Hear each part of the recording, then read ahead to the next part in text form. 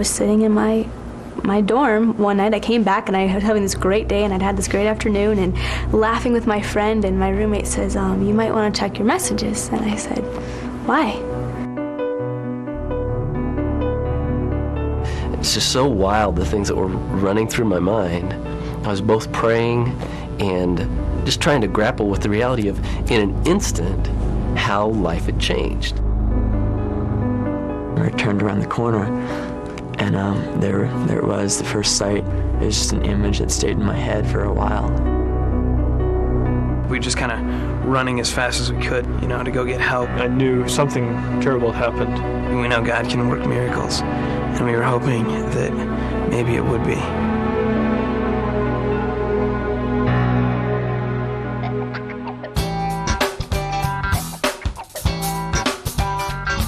James was one of those guys where you're doing a Bible study and you're flipping through the Bible and you're reading and you look up and you do like a triple take and he's staring at you like with this goofy smile. He's just fun-loving. He'd call us up and be like, you want to go play Frisbee golf? James and I did so many things with fireworks. We would, those little foam airplanes you throw around? We'd attach ball and rockets to the wings. One of the first stories he told was about being in a soccer game and he got his leg broke by a girl, so that was a big joke. I remember just riding in his truck with him and seeing the book of James, on the dashboard, and we got talking about how that book has impacted his life, just draw near to God and God will draw near to you. He would sit and talk to you for a long time if you needed to talk. James was a giver, like he was well in himself, and so he could care about other people. He was just encouragement to be around. But he also recognized his sin. I remember him coming to me and asking about problems with pornography. He wasn't pure all the time, but he had that desire to be. He had asked my father to lock out on our DirecTV receiver anything greater than a PG-13 rating. I mean, he had pride problems, just like, we all have sinful problems. And he was a real person. He wasn't a perfect person. When he went to kindergarten, he just couldn't remember the symbols associated with letters. He couldn't even pass kindergarten because he couldn't learn the alphabet.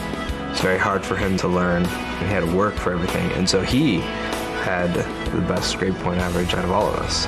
And he graduated with honors on National Honor Society. He never quit. His attitude was like that very much. He just would keep on pursuing it. You always thought because of that drive, he would go far.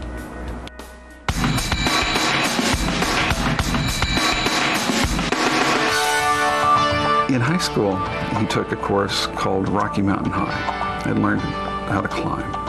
And he loved climbing. James is one of the most tenacious climbers. During the summer, he would climb all over the Garden of the Gods. James and another young man were wanting to start a climbing ministry. He wanted to teach this group of Campus Crusade kids how to climb. He wasn't the best climber, but boy, he had a heart for it. He wouldn't give up. I guess that characteristic of James carries through to other aspects of his life.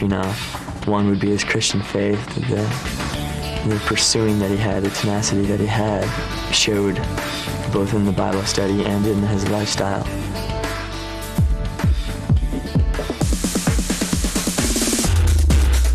We had planned kind of a Campus Crusade guys' night thing.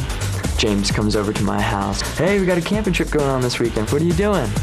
Why don't you come along with us? He said it was going to be like canoeing and biking and rock climbing and, brats. So that got me hooked. So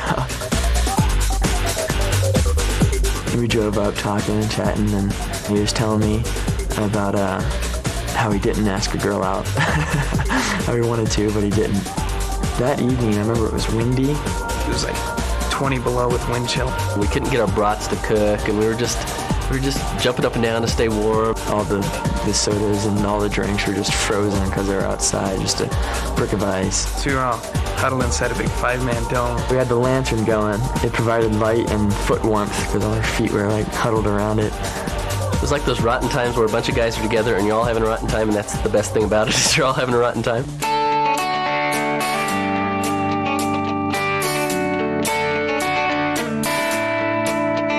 We just had a very good time of talking, getting to know each other. Talking about our lives and relationships and whatever came to mind. Different war stories, like when we broke, how many bones we've broken. Rock climbing and camping and, stars and... Who had the most scars from childhood, I guess typical guy talk around the tent.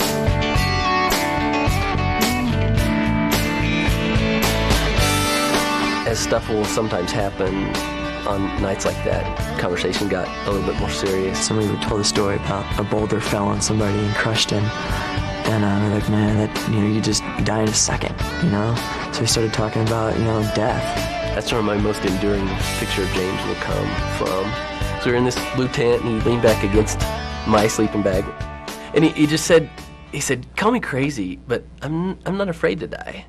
Call me crazy, but I'm not afraid to die. Call me crazy, but I'm not afraid to die. And he just said, call me crazy, but I'm not afraid to die. After lunch on Saturday, we went around to look for some rock faces to do some climbing on. There's these huge boulders up like this, and somebody saw this one rock that was standing by itself on the other side of the creek from where we were. It's just begging to be climbed. We set up a rappelling rope. I was putting on my harness. And then I said, I'll go first. And James said, no, I'll go ahead and clean the lead for you, make sure there's no problems, and go down in front of you. I saw him put the rope through all three of the locking beaners. It was correct. We checked his harness. I checked my harness. James divided the rope in half and threw the rope over. I was looking for my gloves at the time, my rappelling gloves. He went out about 5 foot or so and then started hopping down the side. I looked over and saw James wearing them. The guys were talking about something, so I kind of turned back and was looking at them. James, you're wearing my gloves, aren't you? And he didn't say anything to that. He knew he was wearing my gloves. As I looked, one end of the rope snaked up through the carabiner and fell back down.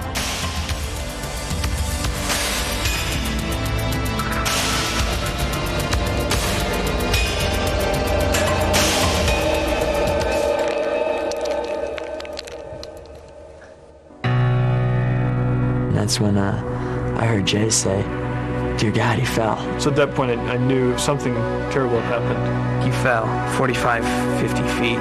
My first initial instinct was to get down to the bottom of the rock as quick as possible. I was praying on the way down, Lord, don't let him be dead. And the first thing I saw was just him lying there on the rock. His eyes were shut. He was not conscious. I remember taking off the jacket I had and putting it under his head. And he wasn't breathing, so I started doing mouth-to-mouth resuscitation. It was at that point that it kind of hit me like, wow, this is happening.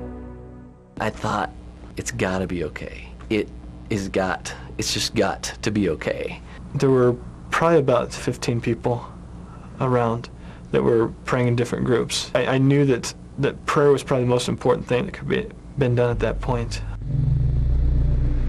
I went to the grocery store and I told my friend that I met there. I said, I haven't heard from James. I'm really kind of worried. And she said, oh, he's probably fine. And I said, yeah, he's probably fine. So it got late and I tried calling his cell phone and no answer. And then after dinner, they came to the door and told us to go sit down. And they told us James was gone.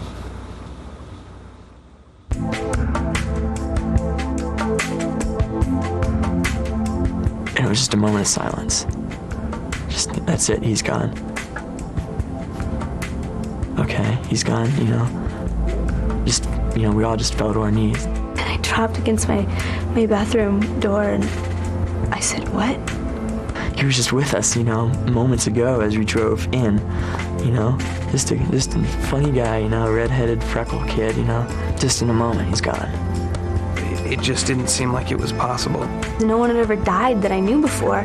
He was my age, and yet his life was done. Tim took it really hard.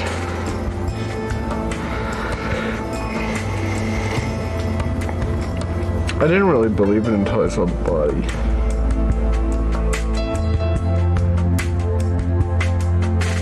God totally put his hand on me and my family, and he gave us some amazing strength to get through that hard time.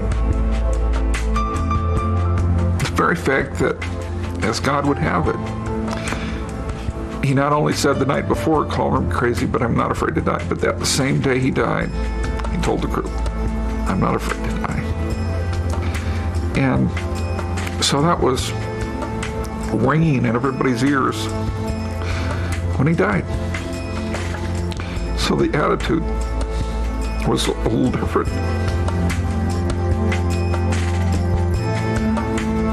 James lived in such a way that he knew of Christ's heaven, of the afterlife, of what was going to be next. Not that he had some sort of death wish or anything, but he had determined that there is a God, that heaven is a reality. There's just no reason at all to be afraid of dying.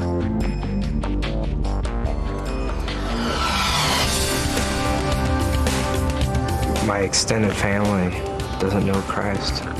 When they came out for the funeral, they were able to see not a family destroyed, but a grieving family that missed their son and brother, but also had hope.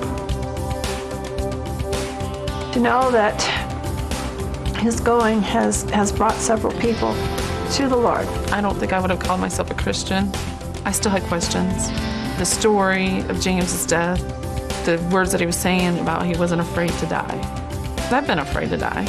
I don't understand. It's been a big question in my head. The way Marcia and Carl and the boys were handling everything and their faith, it was very impressive. Tim, too, he had James's Bible and he also had his Bible, and how they held on to their Bibles, how important it was to them. And it started getting me thinking. I went back home and I went and bought a Bible. I think it's Paul that wrote something about once you're Christian, your life will change. People will notice it about you. You feel different. And it's true. And my life has changed.